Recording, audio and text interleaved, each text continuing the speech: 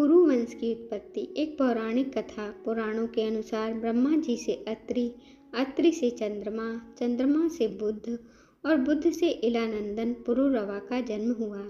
पुरुरवा से आयु, आयु से राजा नहुष और नहुष से ययाति उत्पन्न हुए। ययाति से पुरु हुए। पुरु के वंश में भरत और भरत के कुल में राजा कुरु हुए। कुरु के वंश में शांतनु का जन्म हुआ। शांतनु से गंगानंदन भीष्म उत्पन्न हुए। उनके दो छोटे भाई और थे, चित्रांगद और विचित्रवीर। ये शांतनु से सत्यवती के गर्भ से उत्पन्न हुए थे। शांतनु के स्वर्गलोक चले जाने पर भीष्म ने अविवाहित रहकर अपने भाई विचित्रवीर के राज्य का पालन किया। भीष्म महाभारत के प्रमुख पात्रों में से एक हैं। ये महाराजा शांतनु के पुत्र थे। उन्होंने अपने पिता को दिए गए वचन के कारण इन्होंने आजीवन ब्रह्मचर्य का व्रत लिया था। इन्हें इच्छा मृत्यु का वरदान प्राप्त था। एक बार हस्तिनापुर नरेश दुष्यंत आखेट खेलने वन में गए।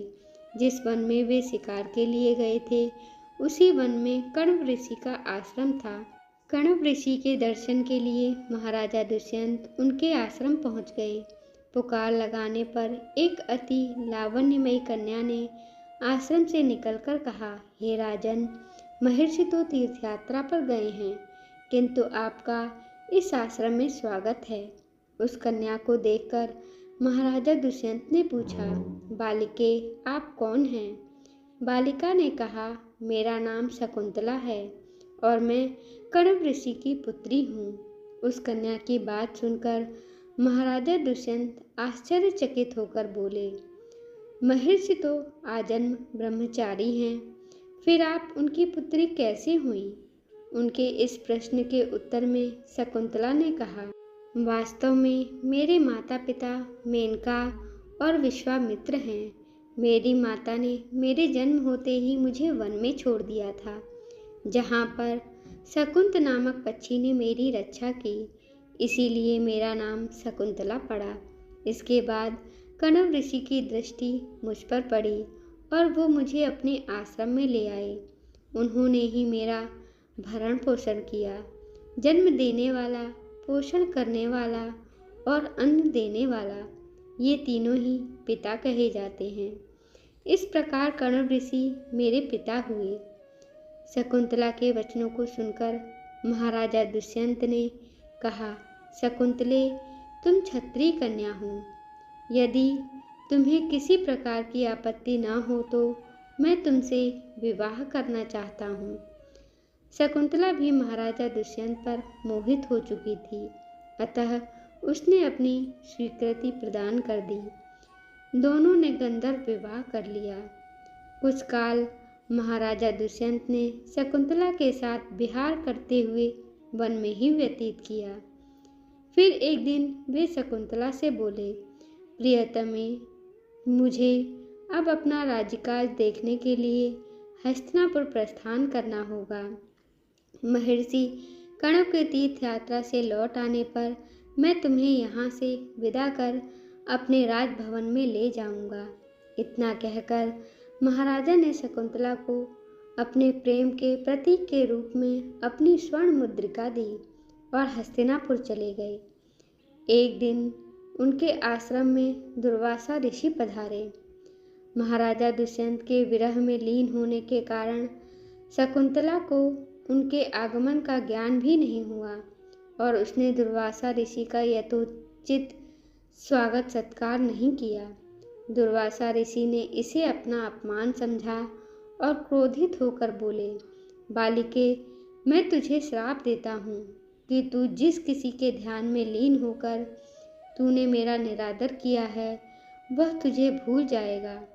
दुर्वासा ऋषि के श्राप को सुनकर शकुंतला का ध्यान टूटा और वह उनके चरणों में गिरकर क्षमा प्रार्थना करने लगी। शकुंतला के क्षमा प्रार्थना से द्रवित होकर दुर्वासा ऋषि ने कहा, अच्छा, यदि तेरे पास उसका कोई प्रेम चिन्ह होगा तो उस चिन्ह को देख उसे तेरी स्मृति हो जाएगी। महाराजा दुष्यंत से विवाह से शकुंतला गर्भवती हो गई थी। कुछ काल पश्चात कण्व ऋषि तीर्थ यात्रा से लौटे। तब शकुंतला ने उन्हें महाराजा दुष्यंत के अपने साथ गंधर्व विवाह के विषय में बताया। इस पर महर्षि कण्व ने कहा, पुत्री, विवाहित कन्या को पिता के घर में रहना उचित नहीं है। अब तेरे पति का घर ही तेरा घर है। इतना कहकर महर्षि ने शकुंतला को अपने शिष्यों के साथ हस्तिनापुर भिजवा दिया। मार्ग में एक सरोवर में आचमन करते हुए महाराजा दुष्यंत की दी हुई शकुंतला की अंगूठी, जो कि प्रेम चिन्ह थी, सरोवर में गिर गई। उस अंगूठी को एक मछली निगल गई। महाराजा दुष्यंत के पास पहुंचने पर कण्व ऋषि के शिष्यों ने शकुंतला को उनके सामने खड़ी करके कहा, महाराजा, शकुंतला आपकी पत्नी है, आप इसे स्वीकार करें। महाराजा तो दुर्वासा ऋषि के श्राप के कारण शकुंतला को विस्मृत कर चुके थे, अतः उन्होंने शकुंतला को स्वीकार नहीं किया और उस पर उल्टा होने का लांछन लगाने लगे। शकुंतला का अपमान होते ही आकाश में जोरों की बिजली कड़क उठी और सबके सामने उनकी माता मेनका उसे उठा ले गईं। जिस मछली ने शकुंतला की अंगूठी को निगल लिया था, एक दिन वह एक मछुआरे के जाल में आ फंसी। जब मछुआरे ने उसे काटा तो उसके पेट में अंगूठी निकली। मछुआरे ने उस अंगूठी को महाराजा दुष्यंत के पास भेंट के स्वरूप में भेज दिया। अंगूठी को देखते ही महाराजा को शकुंतला का स्मरण हो गया और वे अपनी कृति पर पश्चाताप करने लगे। महाराजा ने शकुंतला को बहुत ढूंढवाया, किंतु उसका पता नहीं चला। कुछ दिनों के बाद देवराज इंद्र से निमंत्रण पाकर देवासुर संग्राम में उनकी सहायता करने के लिए महाराजा दुष्यंत इंद्र की नगरी अमरावती गए। संग्राम में विजय प्राप्त करने के पश्चात जब वे आकाश मार्ग से हस्तिनापुर लौट रहे थे तो मार्ग में उन्हें कश्यप ऋषि का आश्रम दृष्टिगत हुआ। उनके दर्शन के लिए वे वहां रुक गए। आश्रम में एक सुंदर बालक एक भयंकर सिंह के साथ खेल रहा था। मेनका ने शकुंतला को कश्यप ऋषि के पास लाकर छोड़ा था तथा वह बालक शकुंतला का ही पुत्र था। उस बालक को देखकर महाराजा के हृदय में प्रेम की भावना उमड़ पड़ी। वे उसे गोद में उठाने के लिए आगे बढ़े तो शकुंतला की सखी चिल्ला उठी, हे भद्र पुरुष, आप इस बालक को न छुएं, अन्यथा उसकी भुजा में बंधा काला डोरा सांप बनकर आपको डस लेगा।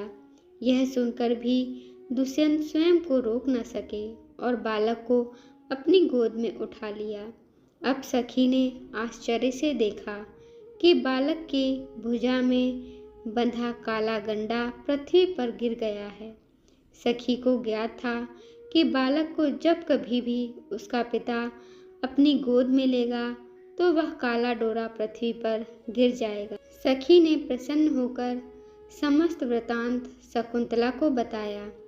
शकुंतला महाराज दुष्यंत के पास आई। महाराजा ने शकुंतला को पहचान लिया। उन्होंने अपने कृत्य के लिए शकुंतला से क्षमा प्रार्थना की और कश्यप ऋषि की आज्ञा लेकर उसे अपने पुत्र सहित अपने साथ हस्तिनापुर ले आए। महाराजा दुष्यंत और शकुंतला के उस पुत्र का नाम भरत था। बाद में वे भरत महान प्रतापी सम्राट बने और उन्हीं के नाम पर हमारे देश का नाम भारतवर्ष पड़ा। धन्यवाद दोस्तों। ऐसी ही पौराणिक, धार्मिक और भक्ति कथाएं सुनने के लिए कृपया हमारे चैनल को लाइक करें, शेयर करें, सब्सक्राइब करें। धन्यवाद।